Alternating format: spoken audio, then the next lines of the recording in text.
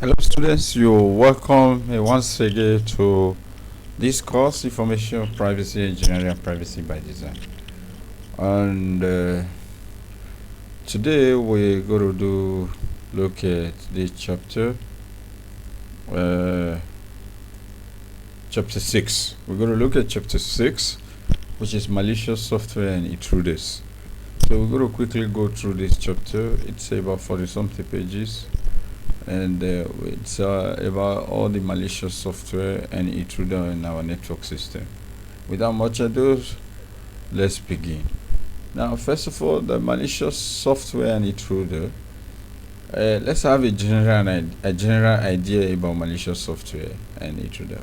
For every network system, for every, whether it's information security system or the information privacy system, whichever one you're looking at, whether you're looking at the privacy concept or you're looking at the security concept, there is a general threat to system access facilities, right? And this threat is the risk of intrusion from anybody that is not authorized, or anyone or any software or any user that is not authorized, that has not been given authorized access to the system. So the ability to penetrate or trying to penetrate a system when you are unauthorized user in a network or in information system, then this is said to be malicious. This is said to be malicious, either by a software or by a user. This is said to be malicious. So when you are not authorized entity trying to have access to a given system or information system, thereby risking the information privacy and the security of that network, such is called a malicious software, malicious user, or malicious system. Now, as a result of this malicious mechanism, these have adversary techniques to overcome. We have created adversary techniques to overcome system access protection. Okay, so and these ones are in two categories. The enemy, let me use the word enemy. The enemy, or what you might call the intruder, have two broad ways of penetrating your system. They have two techniques of penetrating your system. Number one of it is malicious software. Malicious software, for short, is called malware. Okay, mal from malicious. The software, the last where of software is where we got the where from. So malware. So we have, that's number one way of intruders, unauthorized user penetrating your information security system. Another way is by intrusion. Another way by which people trying to get access to your network is by intrusion. Now let's take a look at the one after the other. Malicious software is a software that exploits the vulnerability of any computing system, any network system. A software that exploits the vulnerability. A software that sorry, I got a distraction. So quickly it has to. So we say malicious software. Okay, it's a software that exploits any vulnerability that is found in your computing system, meaning they create an attack on the system. So they find a loophole on your system, and then they try to use other software to penetrate your software, either to steal data or files or information, or to corrupt them, or to deny you of service, and so many things they can do with this. Okay, now we say that's number one explanation of malicious software. And then another one is that these malicious programs that are developed by people can perform varieties of different functions, can do varieties of different functions. Number one of it is that they steal your file or your data. As I have said before, they can encrypt your file or your data so that you that owns it can no longer use it, cannot read it, or they can delete all your sensitive data from your system. They can delete all your sensitive data from your system. right? And then they can alter or hijack the core functions of your system, and then they can monitor every activity on your system, and then they can cause without permission and cause so many damage to your system. Okay, so this is the plain explanation of malicious software. Now let's take a look at the second broad category of the adversary technique that these unauthorized people use to penetrate your system. The second one is called intrusion. Intrusion is simply an unauthorized access to a computer system or a network. Okay, now let's move up quickly. Malicious protection activity. Malware protection activities. The things that we need to do in order to protect our system from malware. First of all, we have to know the meaning of malware, right?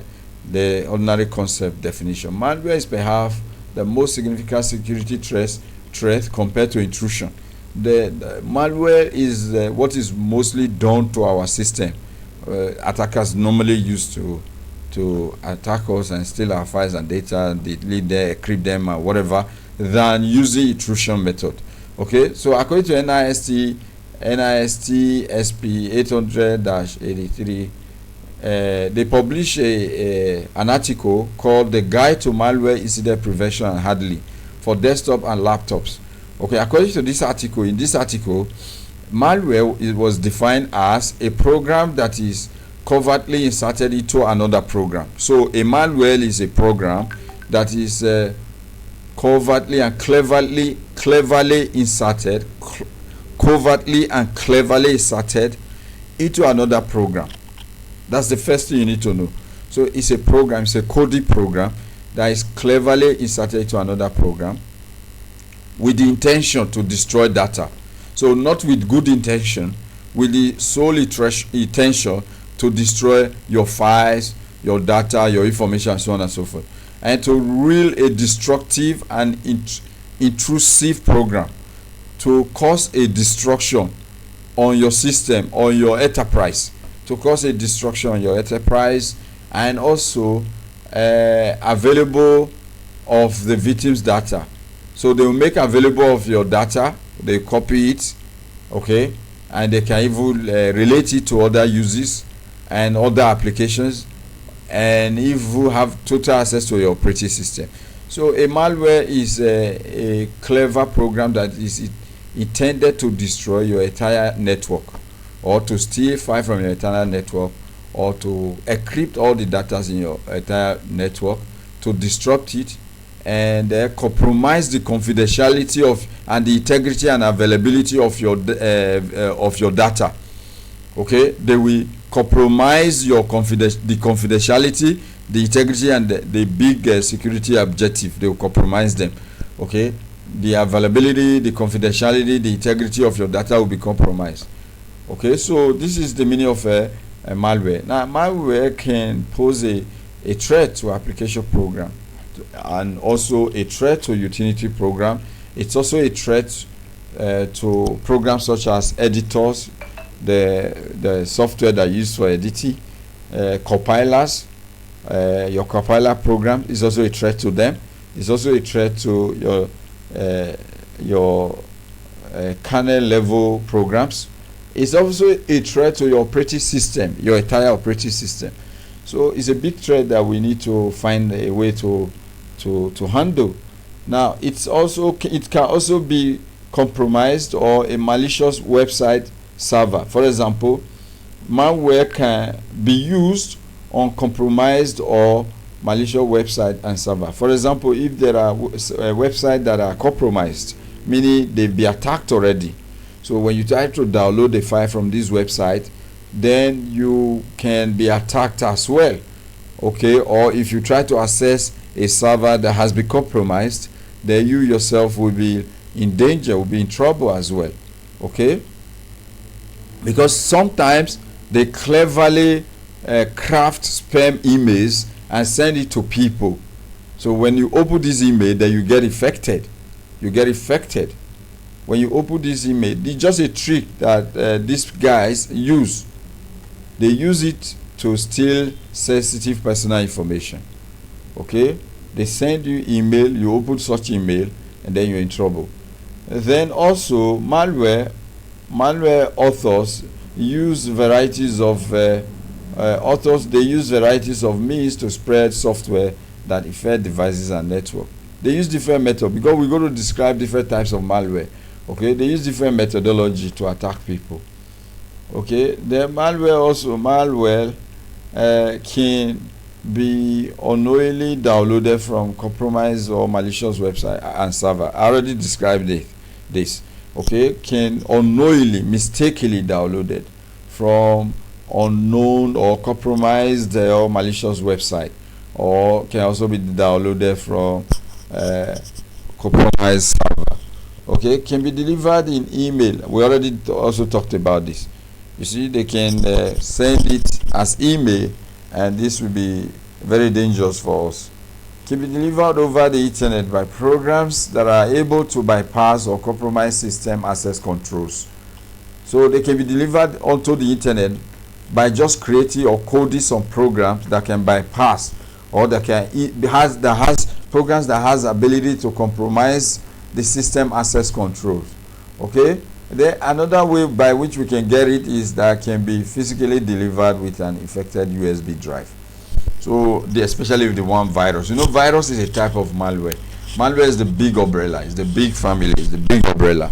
Virus is just a type of malware. Okay, so especially the virus type can easily be copied with USB drive and or the external hard disk, and then that can affect our entire system. Okay, let's move on quickly. We have a long way to go, so let's move on. Are you with me, class? Okay, now let's look at the types of malware. Number one is the adware. Adware comes from all these adverts that usually pop up when you open a site, or you open your page, or you open your enterprise website. Sometimes there are all these advertisements that usually pop up.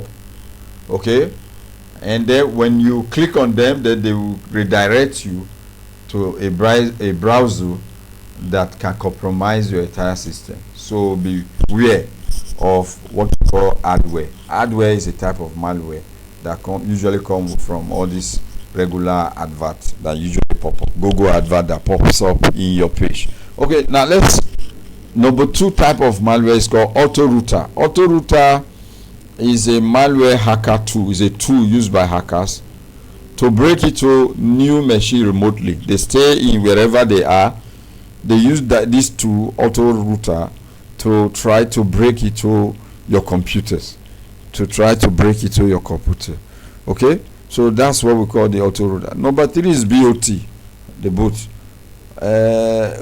Boot is a short name for robot, and it's a type of software application or a script that perform task on command.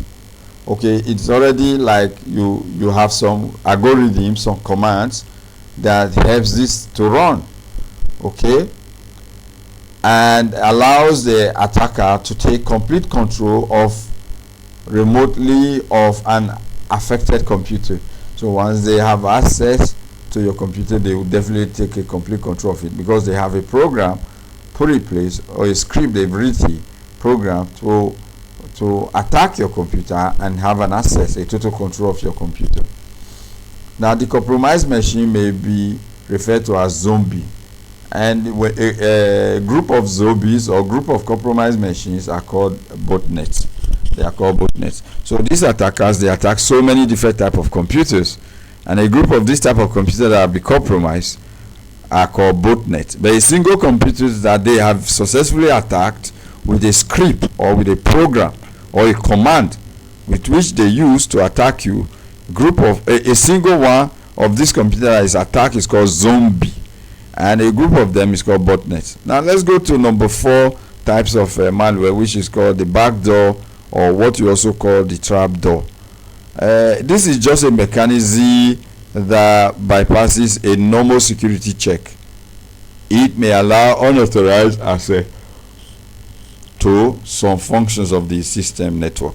Okay, So they just create a mechanism to bypass all the control access, and thereby they have the audacity or the ability to access your system.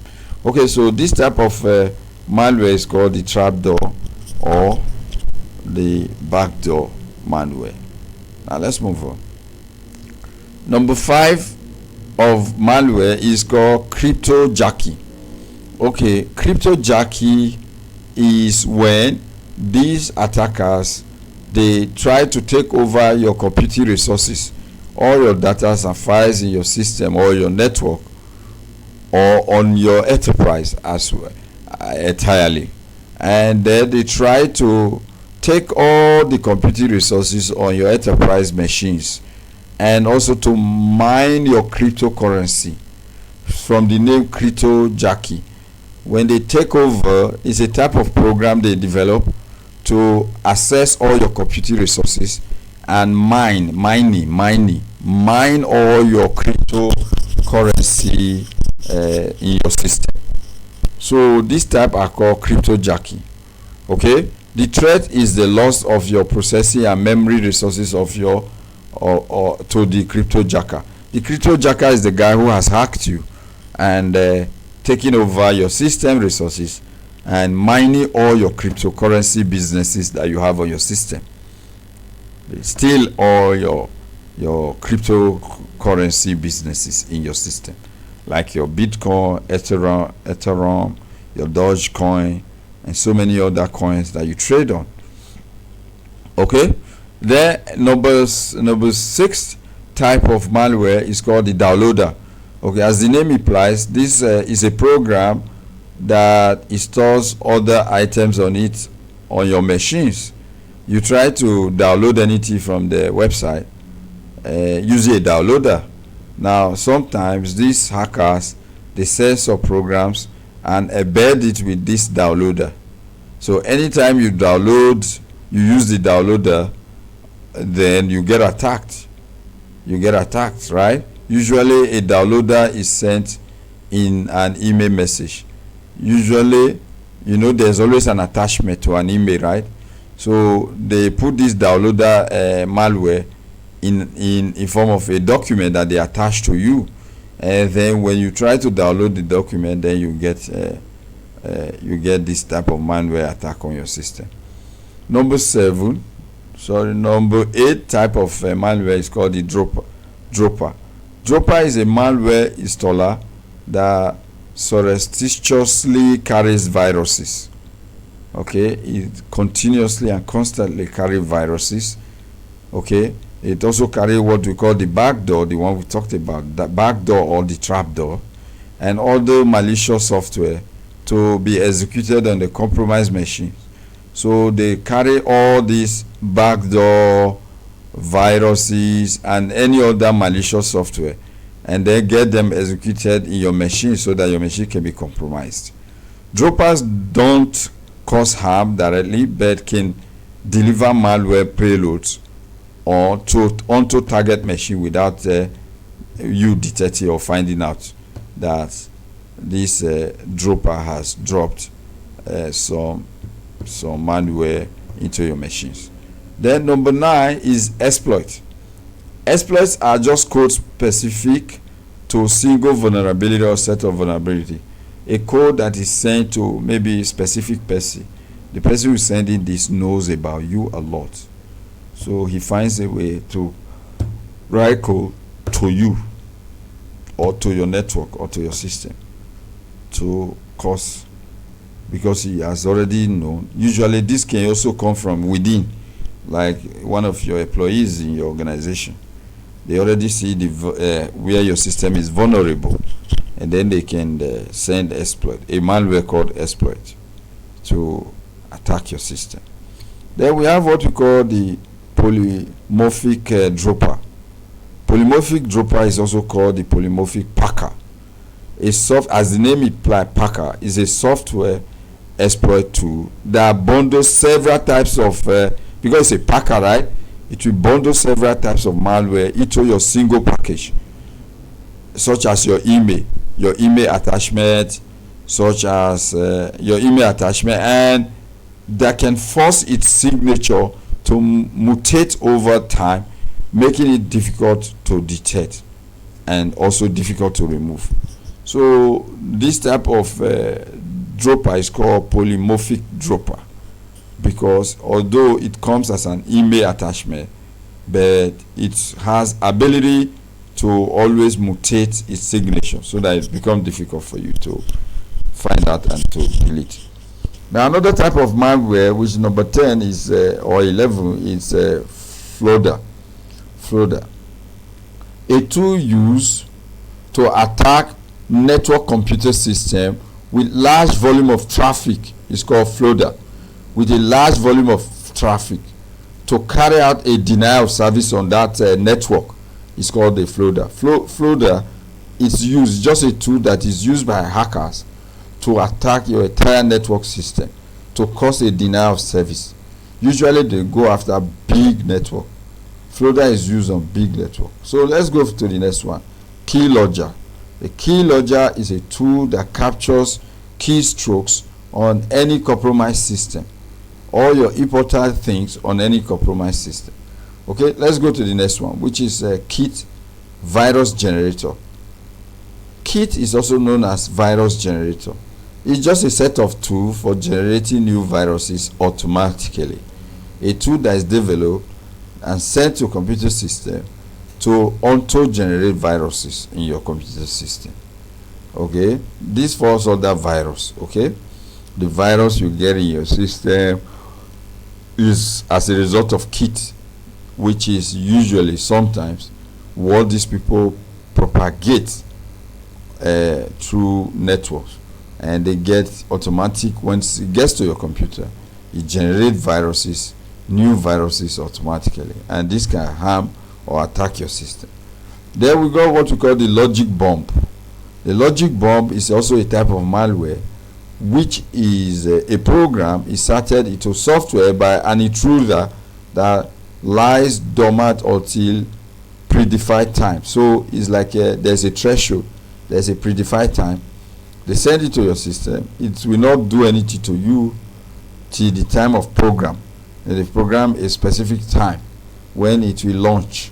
So when the time comes, then this malware will attack your system, and then it will trigger, and then the unauthorized access will be granted in your network. So the next one is called the malware as a service.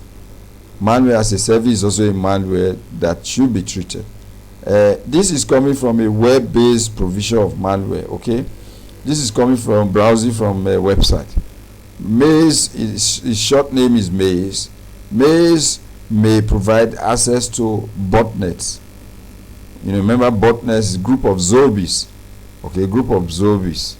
Okay, provide access to botnet support, hotlines, and servers that regularly update and test malware strains for efficacies. So Maze is very dangerous also. This can also easily come from the use of website. Today we cannot deny website usage because we have to always access the web for today's world. You cannot do anything without accessing the web. So Maze is a potential malware that can attack us as a result of usage of web pages. Now let's move on. Still on the types of malware, we have what we call the mobile code. Mobile code they are just software that can be shipped on change to heterogeneous collections of platform, and can also be executed with identical programs or identical semantics. Okay, then the next one is potentially unwanted program. Pop is a program that may be unwanted despite the possibility that users consented to download it. Okay, you consented to download it, but it's still unwanted. Pops include your spyware, your spyware, your hardware, and your dialers. Okay, so the next one is the ransomware. Ransomware is a type of malware in which the data on the victim's computer is locked. They lock up your data. You that owns the data cannot access your data. And they do this by doing encryption algorithm method. Okay? And they will not they will not demand for ransom, that you pay certain money before they open your system for you. Like kidnap, like the way kidnappers and pirates, the way they operate. The pirates on the sea, high sea, and the kidnappers, when they take people, they demand for ransom, right? Payment before they release these individuals. This happens mostly in third world nations, third world nation and developing countries. The same thing we have in computer, ransomware. It's called ransomware. Ransomware is just a malware in the data, in which the data on your computer is logged by your hackers, and then they use what we call the encryption algorithm techniques, and then they start demanding payment. There's a certain amount of money that you have to pay, or else they will lock your system. You cannot access your data anymore, your files anymore. So this is a type of malware. Then another one is called the remote access Trojan. Okay, it's called RAT, remote access Trojan. Trojan is a malware program that includes a backdoor for administrative control over target computer. Okay, a backdoor, like the people came to you through the backdoor. Okay, for administrative control. Now, RATs are usually downloaded invisibly. You don't see them with a user requested program. Like your normal program you are downloading, you don't know that you also downloaded a RAT, a Trojan, a remote access Trojan, attached to the program, without you seeing it, without it being visible to you. Okay, so this is a big problem. Good example is usually when you are downloading games, computer games, and when you are watching this what do you call this these films, pornography. When you watch pornography, then you easily be attacked. In fact, one of the easiest way to be attacked is watching pornographic movies. Okay, they brings a lot of malware attack on your system. So that's why you see any good system, what they do, they block all pornographic sites from their network. You cannot use their network to watch any pornographic site, because you're going to bring a lot of Trojan and a lot of ransomware and a lot of so many malware types attack on the entire system. Okay, so that's it. Now let's move on quickly.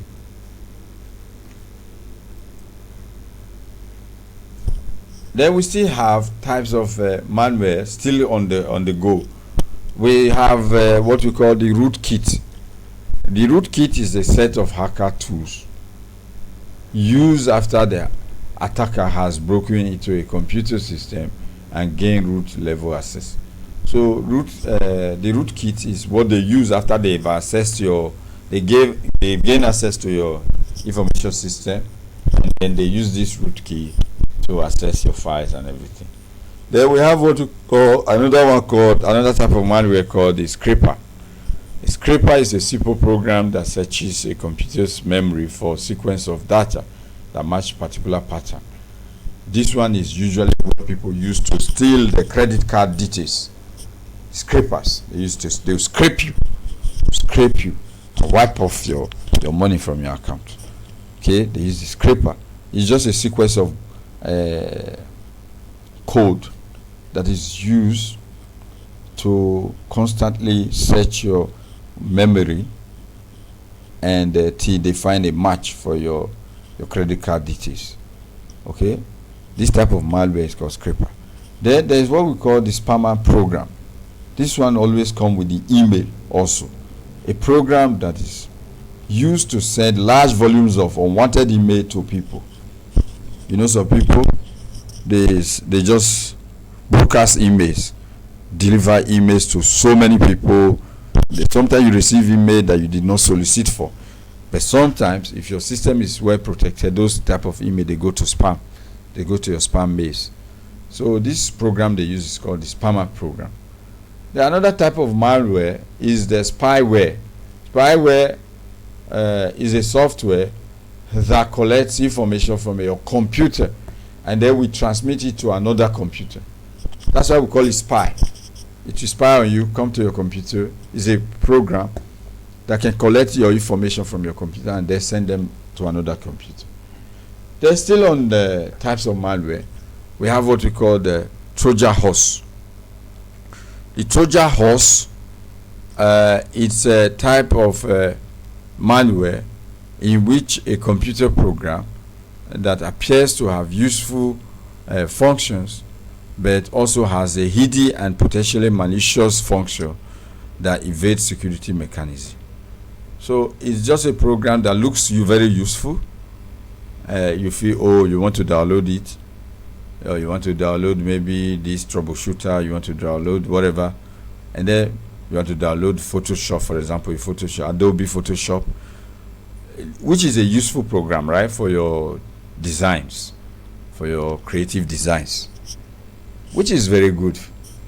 But not knowing that it's Trojan has been embedded into it.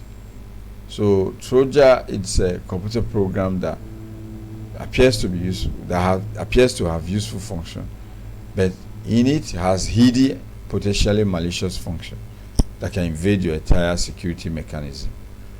Okay, then virus. We have what we call virus. The virus you hear, oh, virus, antivirus, virus, antivirus. Virus itself is just a type of malware. Okay, if you study security, computer security fundamental in your first year, 100 level, study in detail all these malware and viruses. I think you've done them in your first year. Okay, we just have a recap of what you've done in your first year. So virus is a type of malware that when executed tries to replicate itself into other executable codes, and when it succeeds, the code is said to be infected. The code itself is said to be infected, and when the infected code is executed, the virus also executes into your computer system, okay, and attack your files. Any files, especially your Word documents and so on and so forth. If you attack them, then the next one type of malware is called the web drive-by. A web drive-by is an attack that affects a user's system when the user visits a web page. Okay, a type of attack you get when you visit a web page is called the web drive-by. Okay, there, I think this is the last one, worm, but not the least. Okay, it could be last but not the least, obviously. The worm is also a type of malware.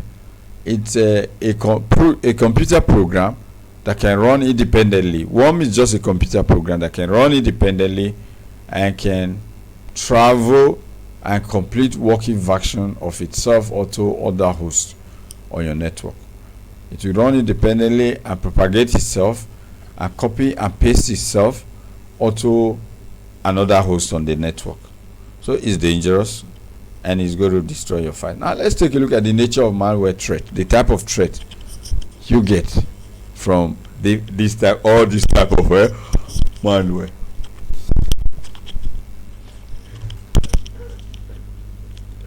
Okay, today I'm kind of slow, right?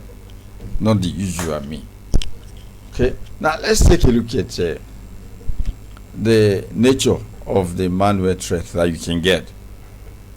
Now, if you look at this European Union Agency for Network and Information Security, they have list of malware as top cyber threat, because, like we said earlier on, the malware contribute to cyber threat more than the intrusion. You know, there are two of them, intrusion and malware, but malware is more of a threat than intrusion itself. Okay, These are some of the findings that they've reported, okay, from their research. I say malware is the most frequently encountered cyber threat, and somehow involved in about 30% of all data breach that happens. Okay, that's the first case. The second case, malware attack is getting increasingly, day by day on all Internet of Things. This is getting serious day by day. Another thing they found out from their research is that the mobile malware threats increase year over year, and this continues. And they said that the continual use of older operating system amplify the problem. So meaning you should update your operating system, okay, update to new versions. That when you keep using when you keep using the old system, then you are more prone to attack than the updated versions or the new versions. Then they also said the adversary are moving from the use of ransomware to cryptojacking. They are moving because ransomware is when they attack your system and they use a encryption method algorithm to lock your system, and then they demand some ransom payment before they open for you.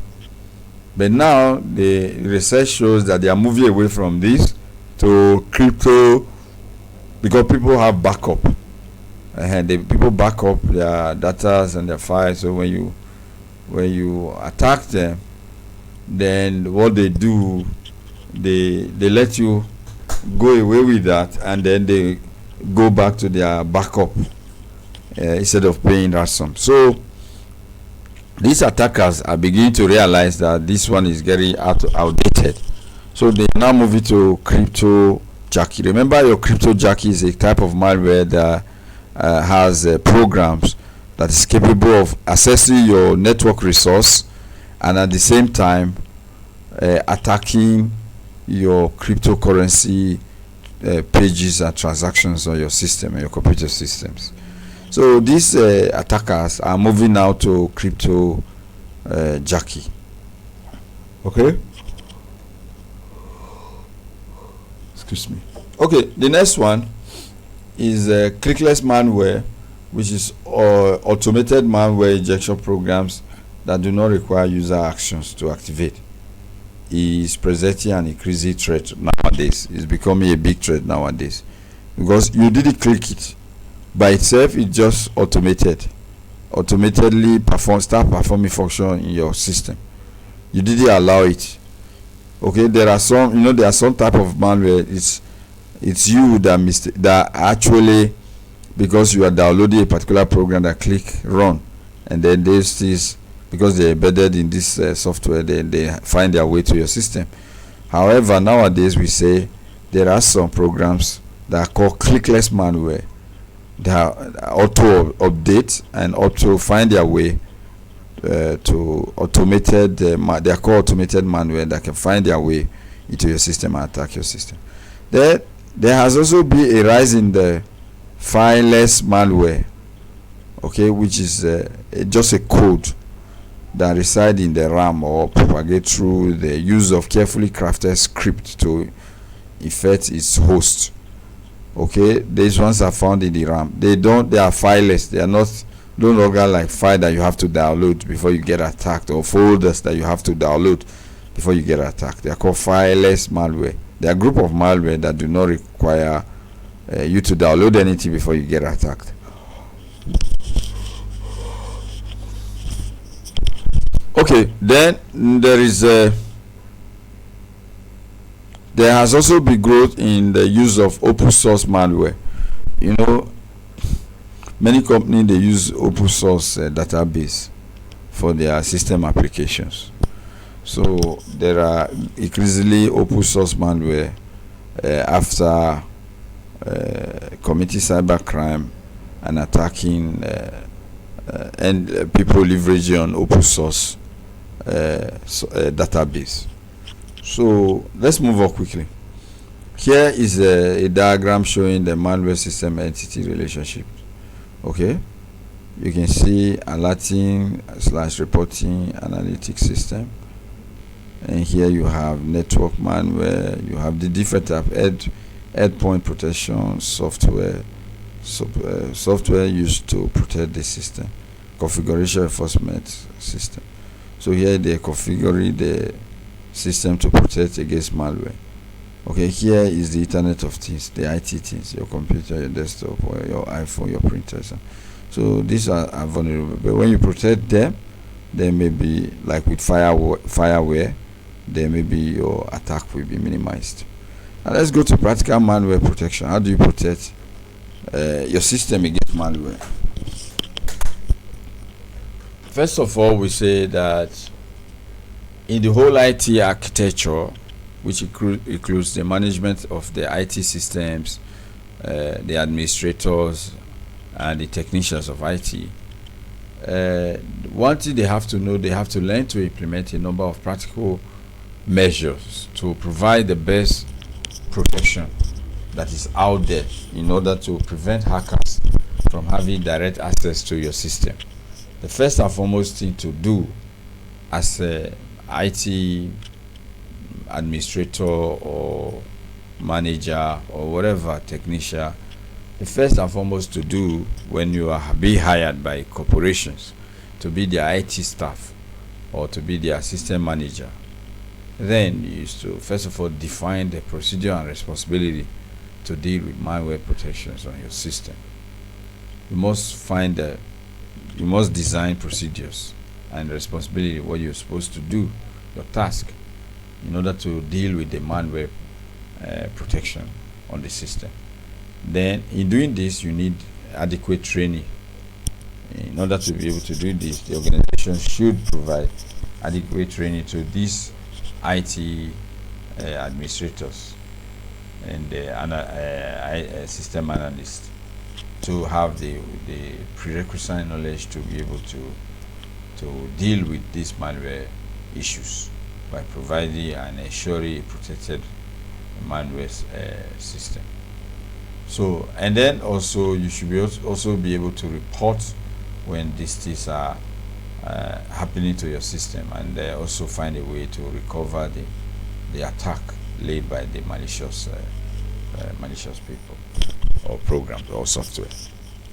There another thing as a IT administrator or management that you should do in order to have a protected system against malware is you have to avoid granting administrative or root or super user privileges to end users.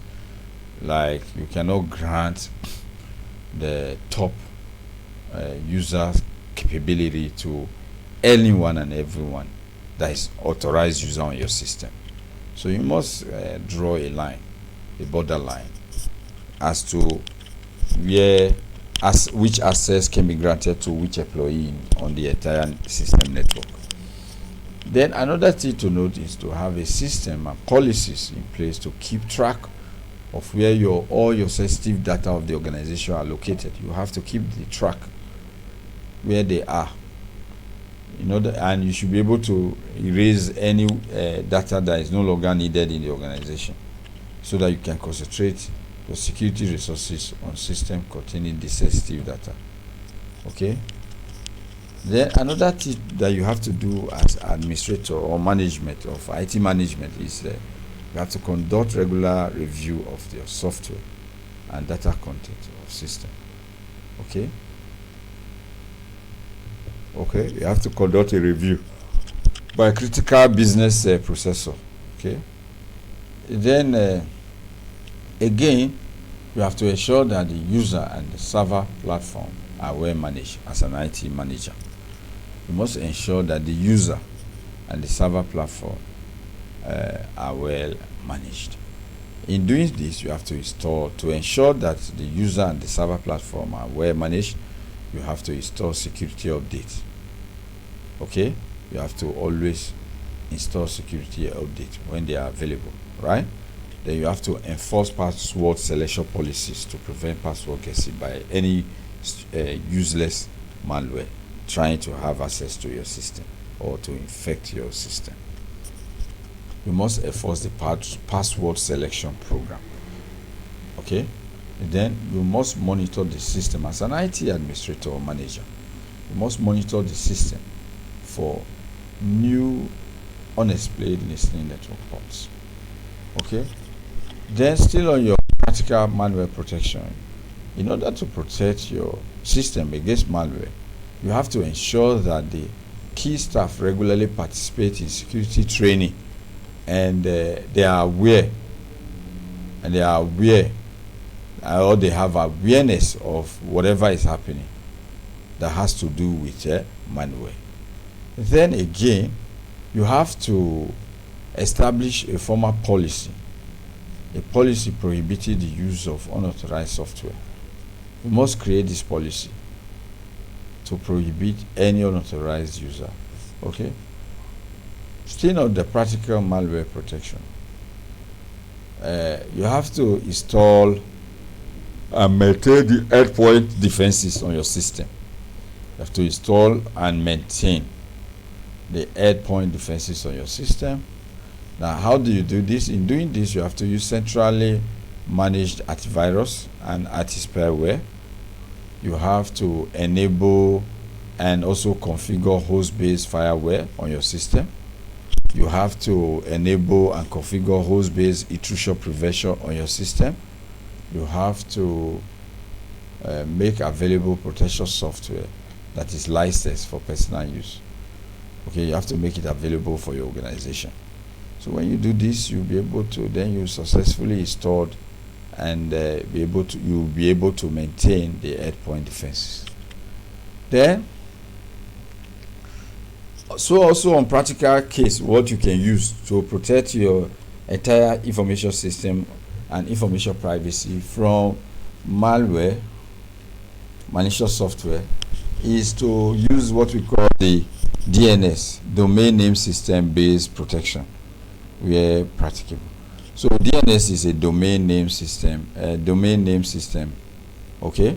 So you have to use a DNS based protection, okay?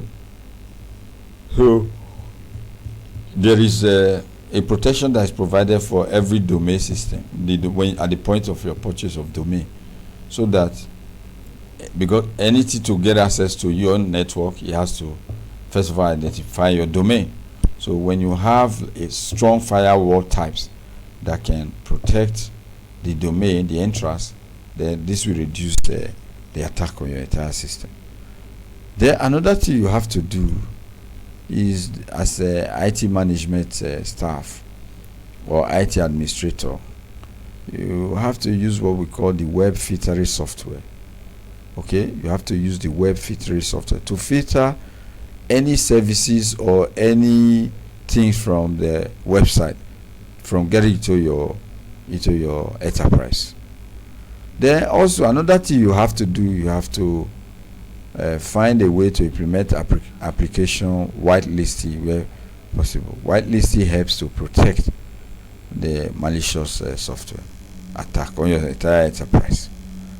Then also you have to implement some controls that prevent or that detect the use of known or suspected malicious website. So you have to have some control that will prevent any detected malicious website cannot have access to your enterprise. Then you have to employ software or services that enable you to know where you are vulnerable. You have to find software or find services that can tell you where you yourself or your enterprise is vulnerable.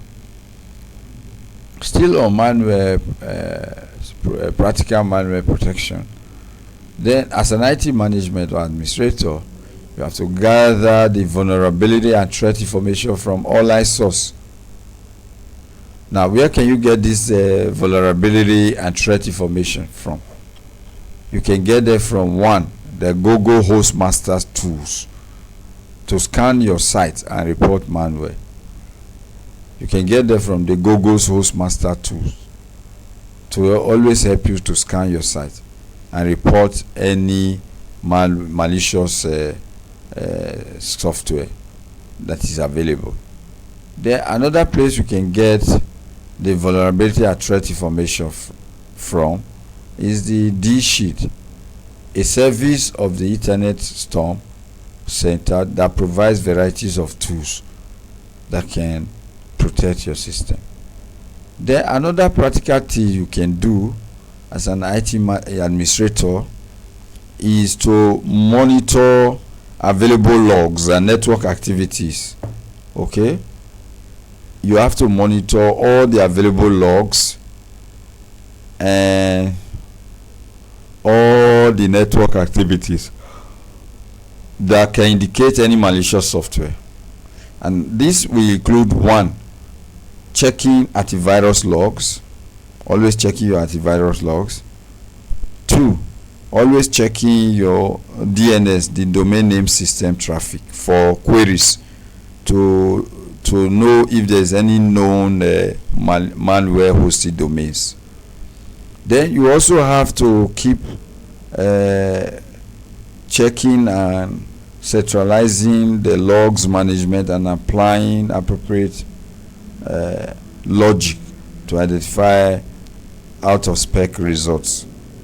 Another thing you can do is to subscribing to shadow server notification for network you manage. The shadow server is a kind of server that tells you that notifies you of any malicious software on any web page that you are subscribing to. So you have to find the shadow server, download it and install it and use it to let you, because this shadow server is just a foundation of volunteers, group of volunteers, which is a non-profit enterprise or non-profit vendor that is used to gather, to track, and to report any malicious software, be it botnet, or be it ransomnet, or be it virus, be it anything, or be it electronic fraud. They will be able to notify you.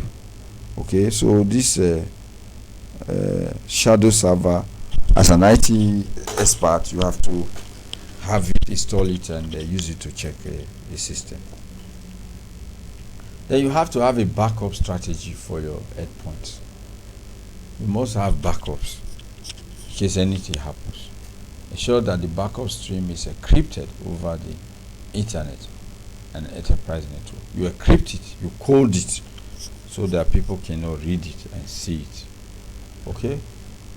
Still on the practical malware protection, you have to, the IT management or administrator, have to be able to enable employees to report problems to IT security units. Okay? So when they do this, these measures could include some of these, which are all relevant points of contact anytime they have it on the system. And then then another one, they have to use standard abuse reporting addresses as specified in ROFC 2142, which include the mailbox names for common service roles and functions. Then you have to also make sure that the domain, as an IT, the domain or the domains are available at the network abuse clearing houses. Yeah, the network abuse clearing houses helps to enables you to target, to report the origin of a wanted message. Okay, now what is a malware protection software?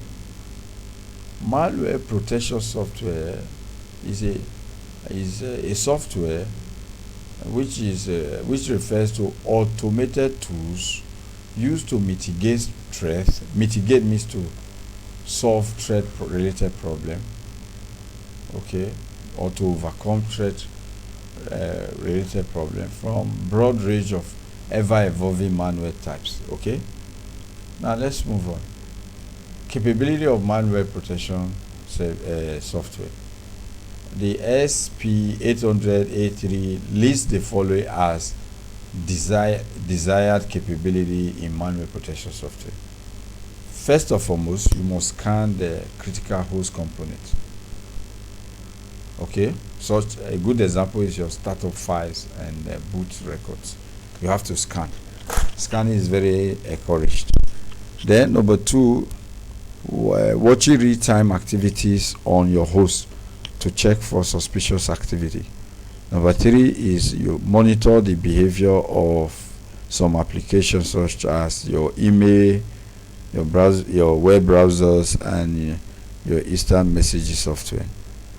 Then you have to be able to identify common types of malware as well as attackers' tools, or the type of tool attacker can commonly use. Then you have to create anti-malware software on the host. Okay. Then you have to create anti-malware software should be configured to attempt to disinfect infected files and either quarantine or delete files that cannot be disinfected. Okay. Now, still on the capability, malware protection software does not provide the same level of protection against any known viruses. Okay, other than malware, it does other than the malware, as it does against other threats and attack signature. Therefore, enterprise should also have in place other measures such as, like, one, your application sandboxing, intrusion detection software to scan any anomalous behavior.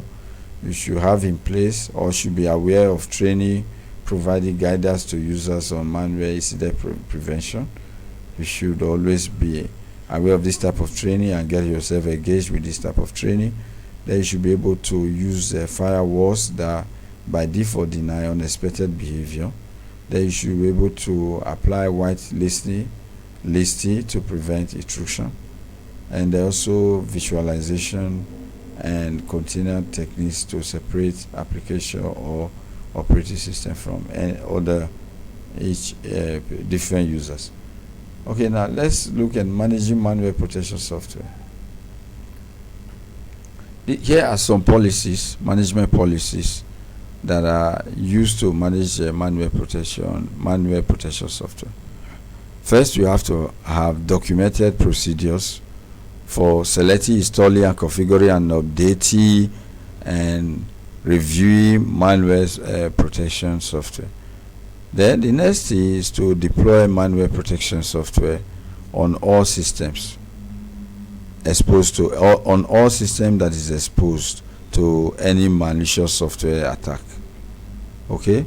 The next thing to do is to ensure that the installed suites of malware protection software protects against all form of malware. The next is to maintain a schedule for automated and timely distribution of malware protection software. The next is to configure the malware protection software to be active at all times, provide notifications when needed, and so on and so forth.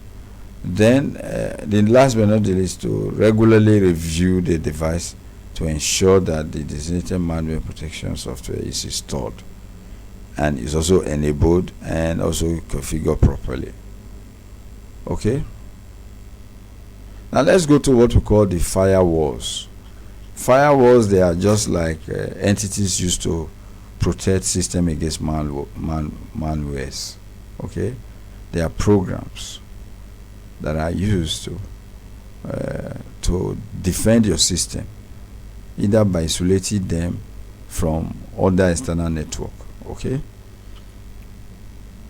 So we say the firewall is inserted between the premises network and the internet. So the edge of your network and the internet, that's where we always install firewalls. Firewalls are deployed within an enterprise network to segregate portions of the network. You can also deploy firewalls not only at the edge, the boundary, not only at the boundary between your network and your internet, you can also install firewalls on your enterprise network. At different portion of your enterprise network, you can install firewalls there. Then a final deployment choice is host-based firewall, which is software module used to secure an individual host. Now, let's take a look at firewalls characteristics. IEEE has put this into 3 perspectives. The first one is that all traffic to and from the premises network must pass through the firewalls. That's the first characteristics of firewalls. Any traffic that is supposed to enter your network must first of all pass through, that is coming from the internet, that is supposed to enter your network must first of all pass through your firewalls. Then the second characteristics is that because of your security policies, your companies or your enterprise security policies, the firewalls should permit only authorized traffic to pass. If you are not authorized traffic, to block you, to not let you come in, to avoid malware attack on your entire enterprise. Okay. The third characteristic is that the firewalls itself must be secured. Not like you install firewalls and you feel everything is okay, not knowing that the firewalls itself is not secure itself. It's even a malware, so it's going to attack you, or it create vulnerability in your entire system. So what this means is that the use of hardened system and a secured operating system is sought after. Now let's take a look at firewalls characteristics. Firewalls have firewalls, they have 4 techniques that they use to control and enforce site security policies. The first of them is called the service control. How do firewalls use the service control to secure your system? They use this by determining the type of internet services that can be accessed.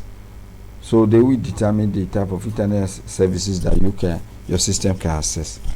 Then another set of policies they use is directional control. This is done by determining the direction in which the particular service request must be initiated and allowed to flow through the firewalls. Then another policies that the firewalls characteristics uses is the user control. User control is the one that controls access to a service according to which user is attempting to access it or not. Then the next one is the behavior control. Behavior control controls how particular services are used. Okay, now let's go to firewalls limitation. Nothing that that has great advantages that probably may not have limitations. Now, one of the limitation is the firewalls cannot protect against attack that bypass the firewalls. Any attack that can bypass the firewalls, then the firewalls cannot protect it. For example, if the attack is internal, firewalls are installed at the gateway between the internet and your enterprise network. So if there is any attack that bypass the firewalls, then the firewalls cannot protect your enterprise. It means that maybe it's internal, the person is attacking you from inside. Could be. Okay, that's one limitation. Another limitation of firewalls is that firewalls may not protect fully against internal threat. You see, or internal threat may not be able to protect you fully because it's installed at the gateway between your enterprise network and the internet. Although you may still have them within your system, but they are isolated, so you may not be able to protect the entire attack coming from your internal system. Your internal system attack are coming from your disgruntled employees that are angry. Instead of quitting the job, they want to attack the corporations to bring it down, to bring the corporation down. Another limitation of firewalls is an improperly secured wireless LAN, which might be accessed from outside the organization. So if a wireless LAN is not properly secured, this may create a vulnerability or weakens the firewall's capability. Then another one is a laptop or mobile phone. Another limitation is when your laptop or your mobile phone or any portable storage device that might be used, might be used and infected outside and brought to your organization. Someone might go and use it outside, get infected, bring it to your organization, and this might be a limitation to your firewalls, and your firewalls may not be able to protect your enterprise network when this happens. Okay, these are the different types of firewalls. First of all, this is your figure A, is your normal Ethernet, your normal enterprise system. Okay, your general model of a system. This is your Ethernet network, your enterprise network. This is your firewall. Okay, let me use a laser pointer. Right? Should we? No need. So this is your firewalls, which is a gateway protecting your enterprise network. This is your network. It's protecting your network against any external this is coming from the internet. This is the internet. This is the open internet. Any malware coming from the internet. So this firewall will block it. This is your normal system.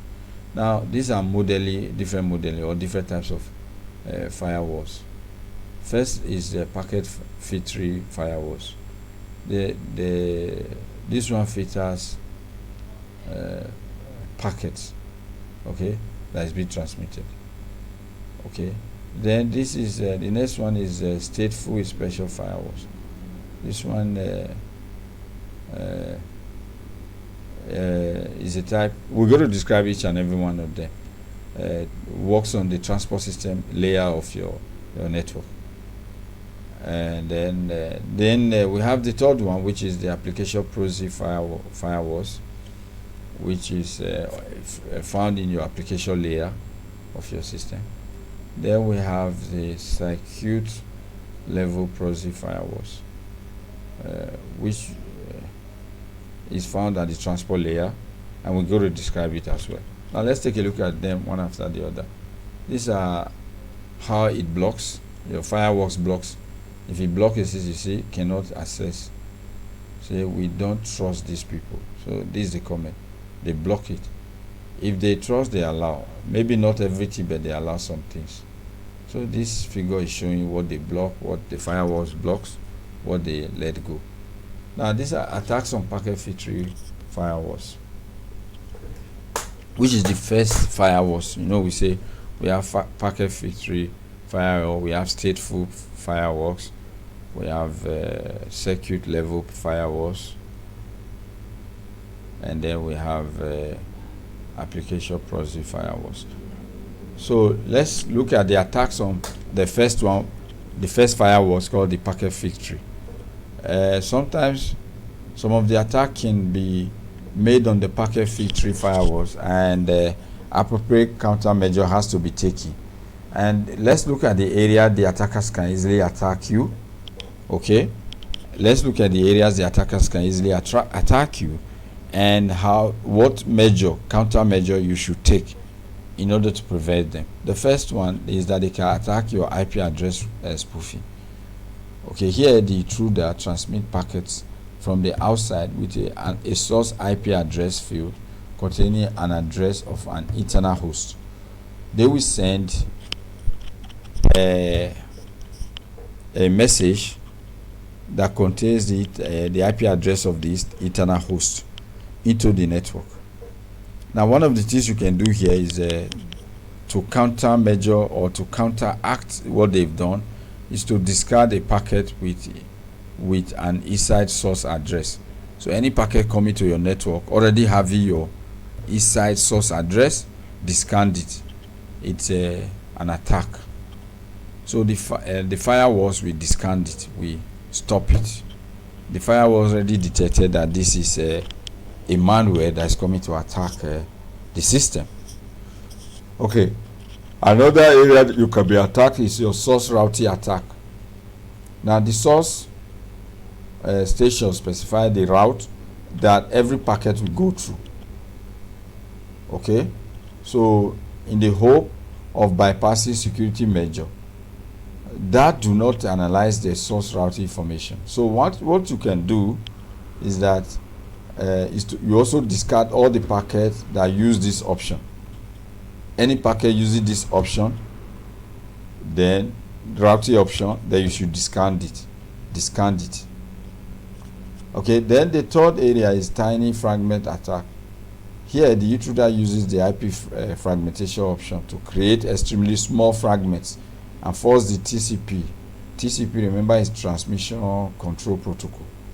Remember this transmission control protocol. If you, for IT student that did the data communication last semester. Okay, so we say the intruder, they uses the IP fragmentation option to create a extremely small fragment and they force the TCP header information into the separate packets. They force the header into different packets. So a tiny fragment attack can be defeated. What you should do can be defeated by enforcing a rule that the first fragment of the packet must contain a predefined minimum amount of the transport header. So if the first fragment is rejected, then the filter can remember the packet and discard all subsequent fragments. Once the first one is rejected, the system should be able to throw out or throw away any other one that contains such header. Now the second one is the stateful inspection firewalls. Okay, in this one, the packet filters makes victory decision on the individual packet on the basis and do not or does not take into consideration any higher level context. Here in the stateful inspection firewalls, a simple mail transfer protocol has to operate by the setting up a TCP connection. So this simple mail transfer, SMTP, is a simple mail transfer protocol.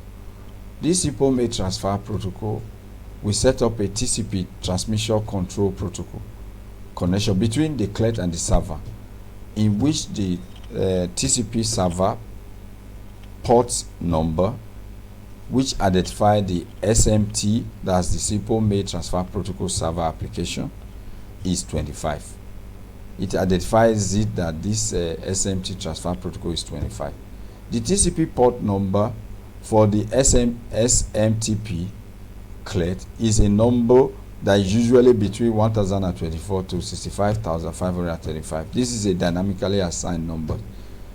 Okay, it's within this range. It always generates this number for SMTP clients.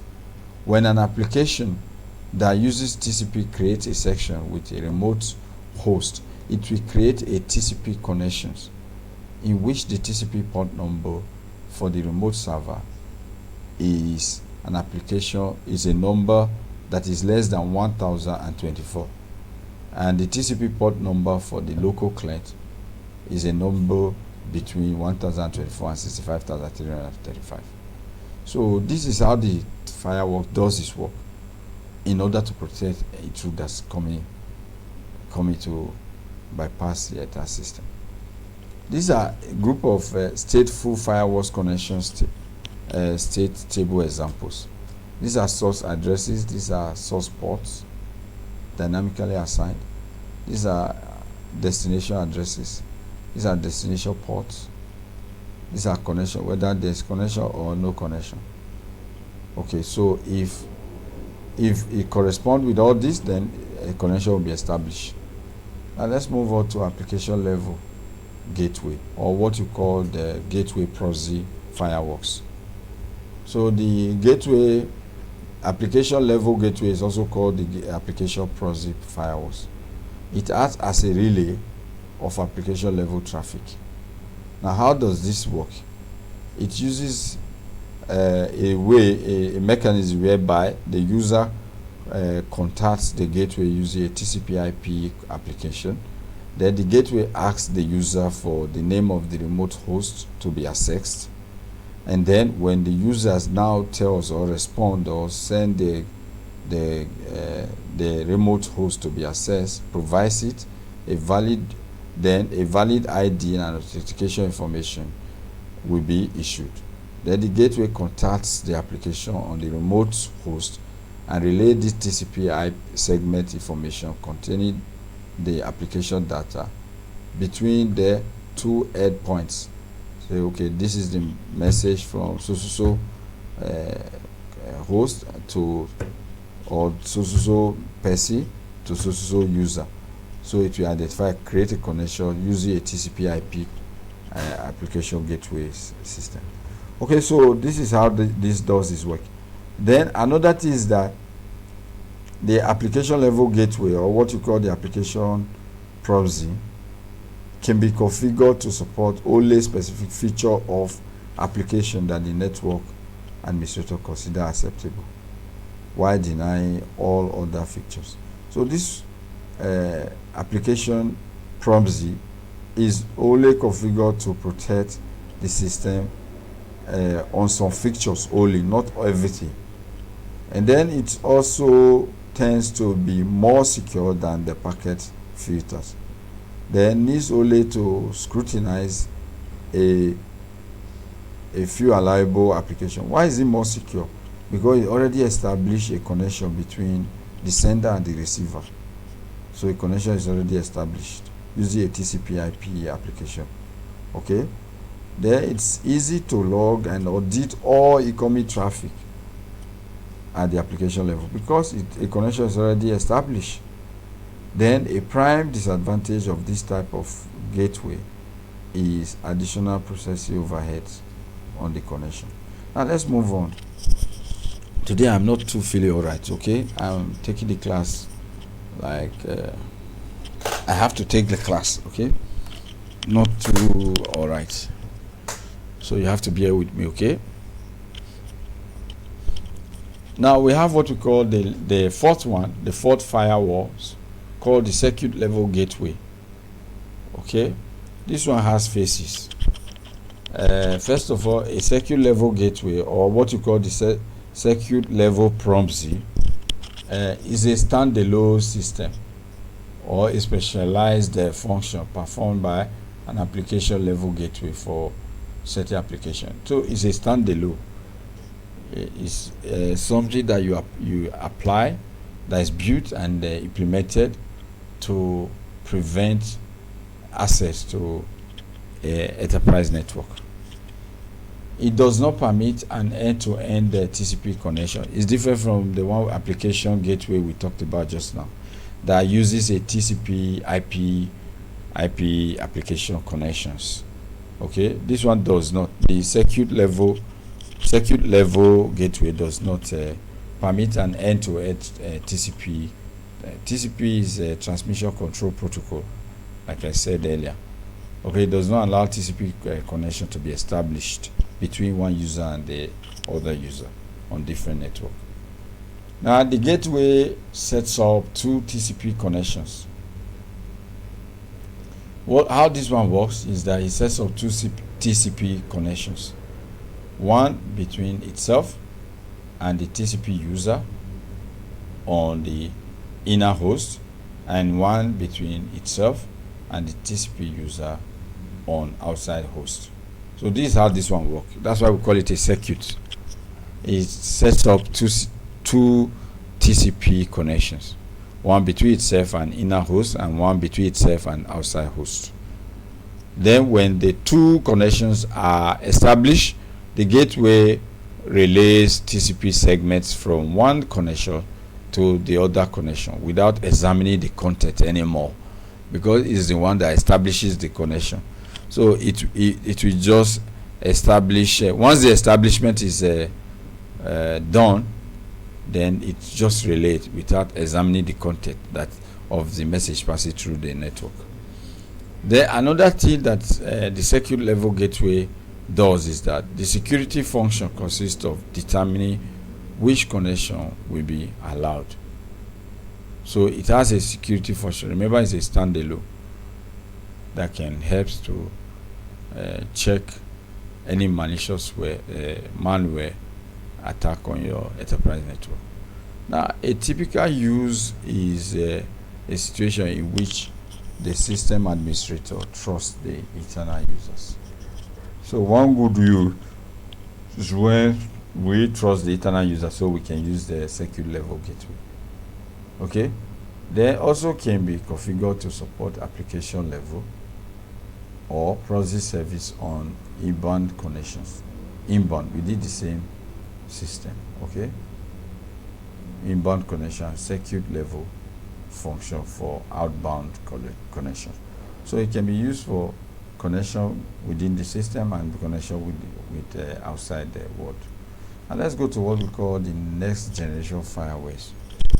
Okay, after we've described these 4 firewalls, now we have what we call super developed firewalls that is to come out, which is called the next generation firewalls. Is a class of firewalls that are implemented either on the software system or implemented on the hardware systems, and they are also capable of detecting and blocking complicated attacks by enforcing security measure at the protocol level. Not only at the protocol level, can implement security measure at the port level, not only at the port level, also at the application levels. So this is it's going to be a super firewalls that's capable of blocking complicated attacks of different malicious software. Then the difference between the standard firewalls, the one we studied, those 4 we studied, and the next generation firewalls is that the next generation firewalls perform more in-depth inspection, and it does its job in a smarter way than all the other 4 we have studied. Okay.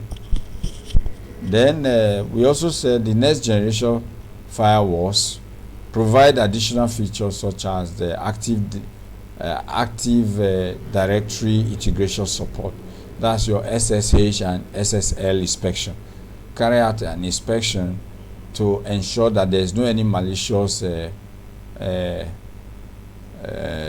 malicious software using this protocol SSH and SSL special mechanism. And this inspection system has the ability to filter any malicious software that is trying to gain access to your system. So this makes it a reputable firewalls for that is going to work a while. Then the common functionality present in the traditional firewalls are all present in the next generation. So all the advantage that you have in the standard all the traditional firewalls, they are also going to be present in the next generation firewalls. Then we say that the next generation firewalls are more capable of detecting application specific attack than the traditional or the standard firewalls that we currently have in place. Then we say the next generation firewalls do full packet inspection by checking the signature and the payloads of packets for any anomalies that is found or any malicious software that presents itself. So here is a system. This is figure 6.3, which is an example of firewalls configuration. You can see this is a remote user to the Ethernet. Then this is boundary router. Okay, so boundary router. Before you can call to this local area network, we must install external firewalls here. These firewalls helps to protect this system. This one, internal DMZ network. This one, DMZ is just a name for any enterprise. Could be any of your business name. Okay, this is your network, and this is your network. You know, you have a domain name system server, you have email server, you have web servers on this your network. So there's an external firewall to protect your local switch. If not, your switch will be attacked. Okay. Then there's also another firewall for internal usage. Okay. This is for external. This is for your internal usage. So you have two firewall systems on this your network. One for external usage to protect. This one to provide protection for any malicious software coming from here to your network. And then within this, this and this are your network. Within this your network to also protect if anything is coming from here to this side of your network, application and data servers. So it can protect it. So this is figure 6 explaining firewalls configurations. Now let's move on. The model IT parameters. Briefly, this one will be very brief, so that we can. We still have a long way to go. We've not reached intrusion detection, intrusion itself. So we say the model IT parameters. Now, the key elements that can break traditional network perimeter security are as follows. Your wireless access point.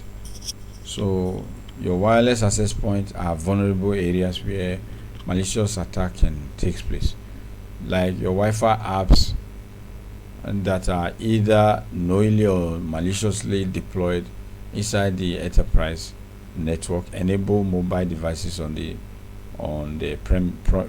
premises or any nearby premises to gain access to the resources on your enterprise network. So this is a sensitive area. Your wireless access point must be taken care of. Then your mobile devices must be taken care of because they are within every perimeter of any network, because they are mobile. They are with you everywhere, so they can access even networks nearby you. So they have easy gateway access to any network. One issue specifically related to perimeter control is the ability of a mobile device to connect to the Ethernet via the cellular network, because the mobile device can easily connect to any network if that network is not super protected. This makes it possible for a computer in the enterprise network to connect to the mobile device and through that device to the Ethernet, which is going through perimeter firewalls. So IBM, they manufacture computers. They had what we call the red paper understanding. The red paper on understanding IT perimeter security suggests the following elements should compromise network perimeter defense in a wireless environment. One is the ability to globally enforce host-based security software deployed to the mobile system, known to access the enterprise network. Another is scanning for or discovery or blocking unknown devices. Another of this that you have to do is to monitor traffic pattern, communications, or any transmitted data to discover how this enterprise network is being used, and to uncover any unwanted or threatening traffic from your mobile devices. So IBM, they come up with these three points to follow to ensure that you are not easily accessed on a system. Now let's go to intrusion detection. Intrusion detection, remember, it comprises of different segments that we want to look at. The first segment of intrusion detection we want to look at is the intrusion itself. The second segment we want to look at is the intrusion detection. The third segment is the intrusion detection system. The fourth segment is the intrusion prevention system. So let's look at the first one, which is intrusion. Intrusion is just the violation of security policies that is characterized as attempt to affect the confidentiality, the integrity, the availability of a computer or of a network.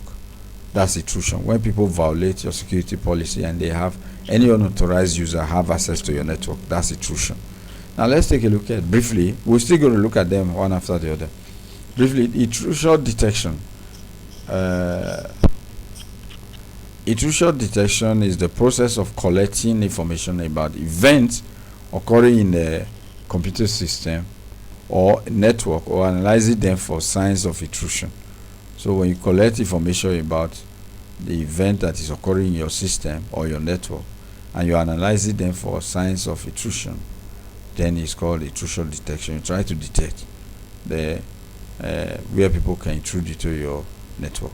The intrusion detection system, IDS, intrusion detection system, IDS. We're going to be talking about IDS a lot.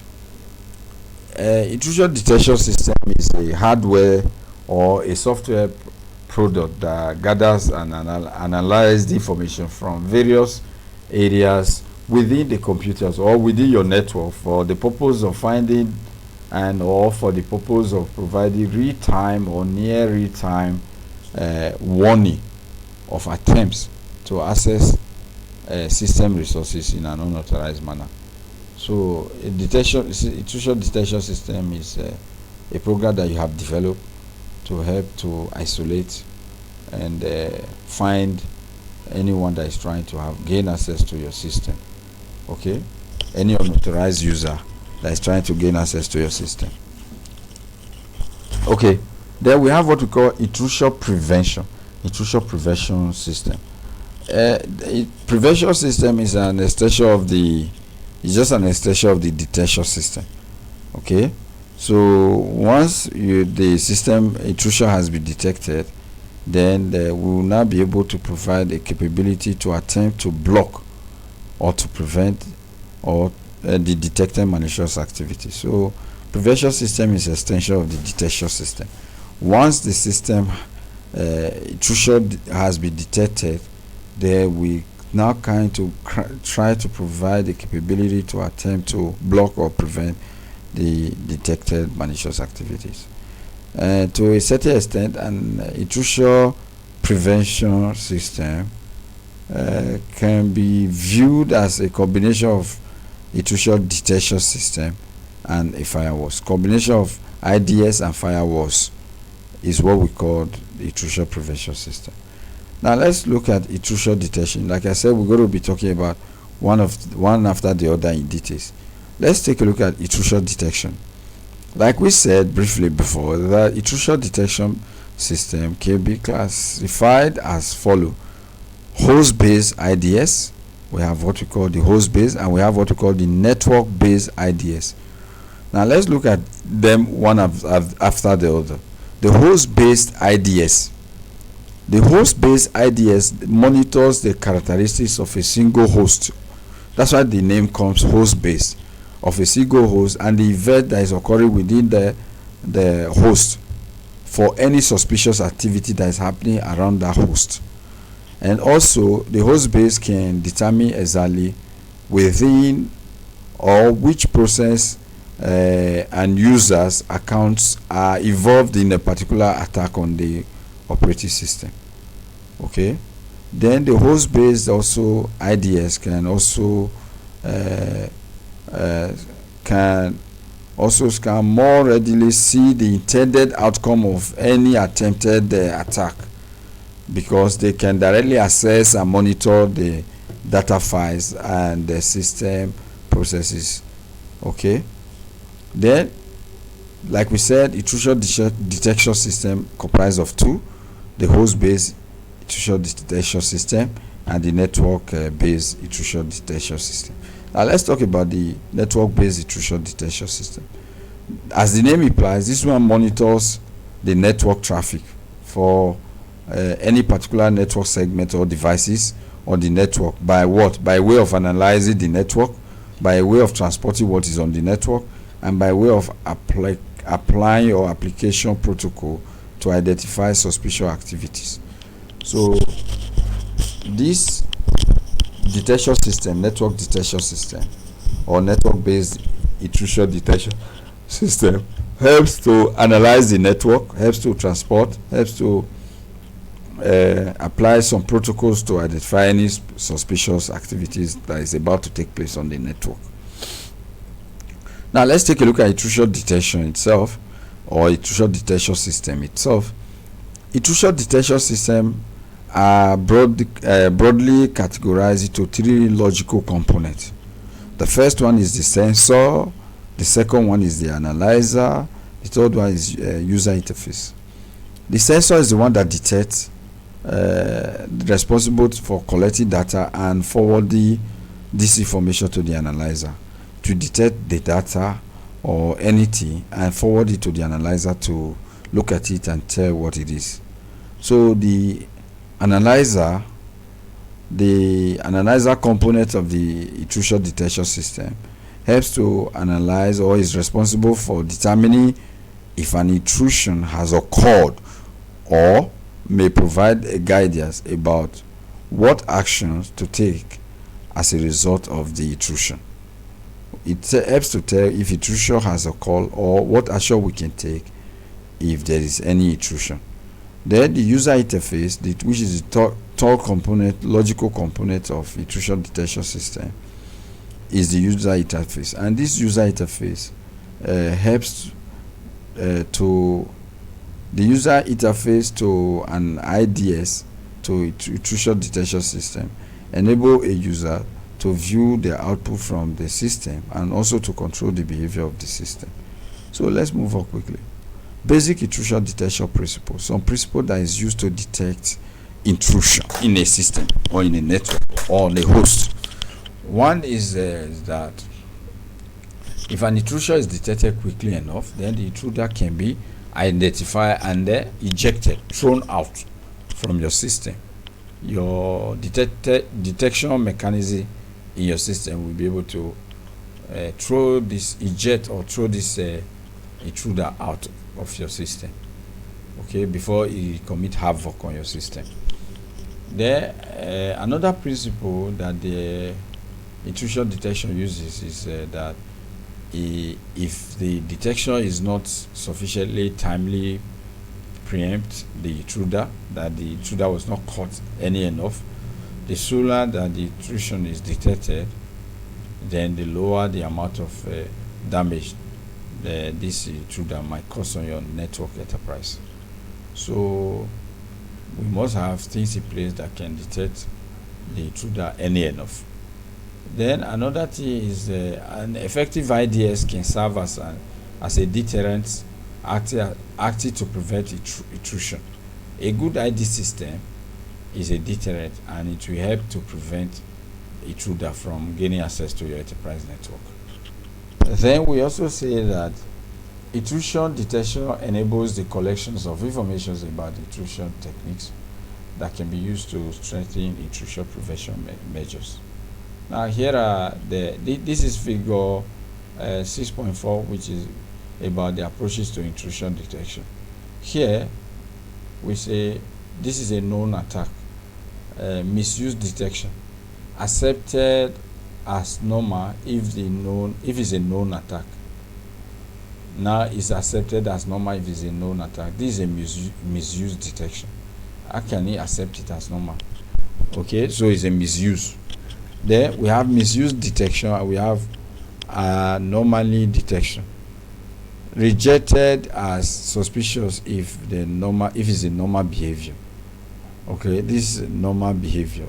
It's called normal behavior detection. So these are the two facets of approaches to intrusion detection. Now let's move. We plot a probability density function against the measurable behavior parameters of intrusion on a system. So we got this kind of plot.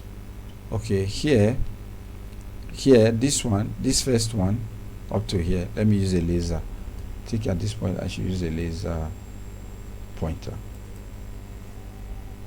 At this first distribution, which is overlap with the second distribution, this is the point of overlap. This place is the overlap.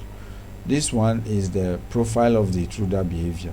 This one, this first plot, the whole plot is the profile of the intruder behavior. Why this one is the second plot is the profile of the authorized user behavior. Now at this level, this one is the average behavior of the intruder.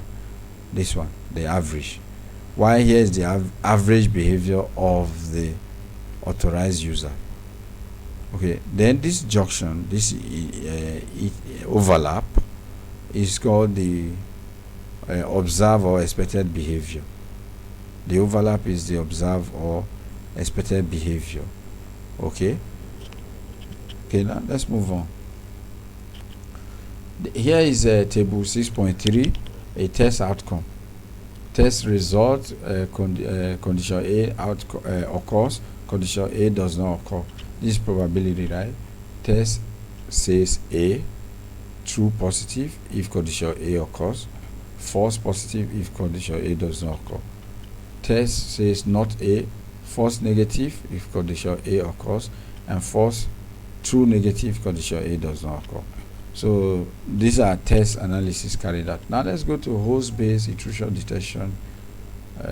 We said there are two types of intrusion detection mechanism or system. One is host-based, one is network-based. Now let's look extensively on the host-based intrusion detection techniques. Host-based IDS. Host-based IDS are the specialized layer to security software to vulnerable or sensitive system. Okay, it also monitor activities on the system in a variety of ways to detect suspicious behavior. The host-based IDS can halt an attack in some cases before any damage is done. Can halt it, can stop it in some cases before any damage can be done. But its primary purpose is to detect the intrusion. Its primary purpose is not to prevent, it's to detect, okay? And log suspicious events and set alert to IPS, intrusion prevention mechanism. Then the host-based IDS use one or more combination of anomaly and misuse protection. For anomaly detection, two common strategies they use is the threshold detection and the profile based. The threshold detection is when it's a type of approach that involves defining the threshold. That's the limit. Threshold is like limit, defining the limit, the independence of user or for the frequency of occurrence of various events. Then the profile based is a type of anomaly detection that is used when a profile of the activity of each user is developed and used to detect the changes in the behavior of the individual. Okay, so here we have two anomaly detection that is put in place by the IDS. One is the threshold detection, the other one is profile-based detection. Okay, now let's move on quickly. On the second IDS is the network-based IDS. That's the network-based intrusion detection system. Now, network-based intrusion detection involves looking at the packets on the network, right? And as they pass by some sensor, the sensor will be looking at the packet to see if the packet, as they pass by the network, if they contain some intrusion. Okay. Now, the primary types of signatures are the string signature, post signature, port signature, and the header signature. For the string signature, this type of signature looks for the next string that indicate a possible attack. So the string signature helps to look out for the next string that may possibly show an attack. The port signature is a type of signature. They watch out for the connection attempt to a well-known frequently attacked port. They watch out for ports that are always attacked. The header signature, this type of signature, they watch out for dangerous or illogical combination in packet headers. When the combination in the packet header does not make sense, it's illogical, then the header signature will be able to identify that, oh, there's a problem here. Probably there's an attacker. This is an intrusion. It's not the normal or regular message. Now let's move on.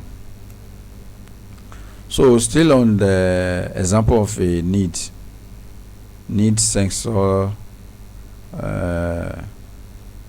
deployment. Needs means a network intrusion detection system, right? The network because this is a network, right? Network intrusion detection system.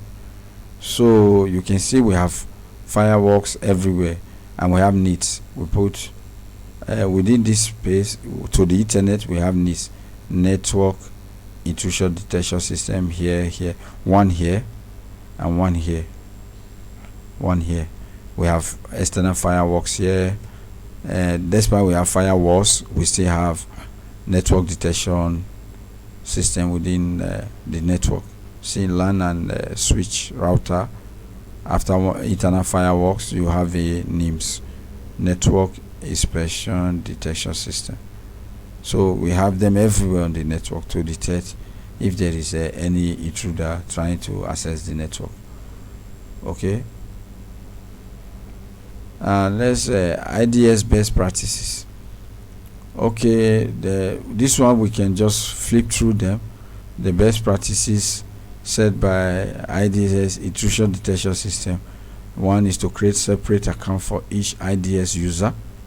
So the system administrator must create a account for every single user. Restrict network access to IDS component. You have to restrict. Ensure that IDS management connections are protected appropriately and adequately by encrypting them and transmitting them over the physical or logical separate network. Then you have to back up your IDS configuration settings so that periodically, if anything happens, you'll be able to still maneuver your way to use the backup system. Monitor and tune one IDS sensor at a time, not tuning all of them at the same time. Have alerts of setting priority sent directly to security administrator, so attacks and other event might require administration attentions are quickly known or attended to. Then use a long and alert correction product in conjunction with your IDS. So these are some best practices that you can carry out to ensure that IDS intrusion detection system are effective on your system. So here is the summary of the chapter. Okay, we have looked at the malware system. Malware is malicious software, malware protection strategies. We've also looked at and also understood some requirements for malware protection software. We've also looked at the roles of firewalls.